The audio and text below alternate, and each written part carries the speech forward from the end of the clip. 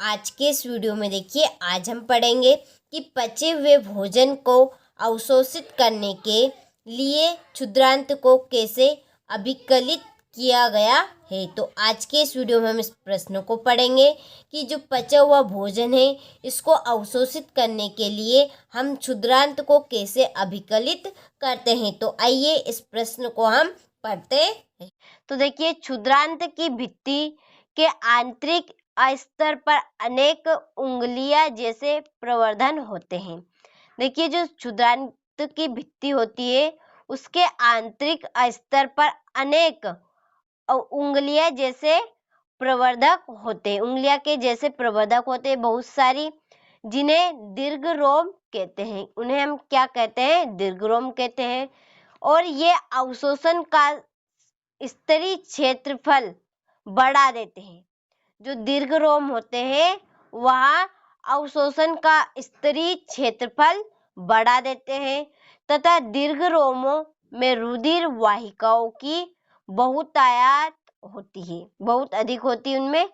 कौन में? दीर्घ रोमों में रुधिर वाहिकाएं बहुत अधिक होती है, जो पचे हुए भोजन का अवशोषण कर लेते हैं और इस प्रकार क्षुद्रांत को पचे हुए भोजन को अवशोषित करने के लिए अभिकलित किया जाता है।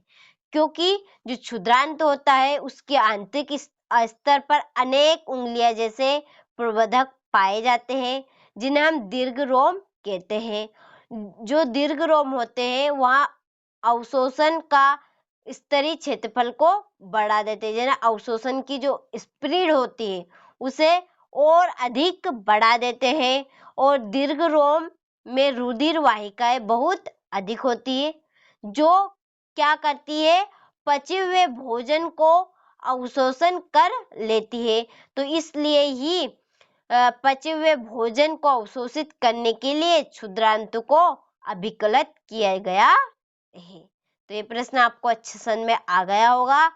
तो देखिए, इसे एक बार और हम अच्छे से पढ़ लेते हैं कि क्षुद्रांत की भित्ति की आंतरिक स्तर पर अनेक उंगली जैसे प्रवर्धक होते हैं, जिन्हें दीर्घरोम कहते हैं, और ये अवशोषण का स्तरीय क्षेत्रफल बढ़ा देते हैं तथा दीर्घरोमों में रुधिर वाहिकाओं की बहुतायत होती है, जो पचे हुए भोजन का अवशोषण कर लेते हैं और इस प्रकार क्षुद्रांत को पचे हुए भोजन को अवशोषित करने के लिए अभिकलित किया गया है।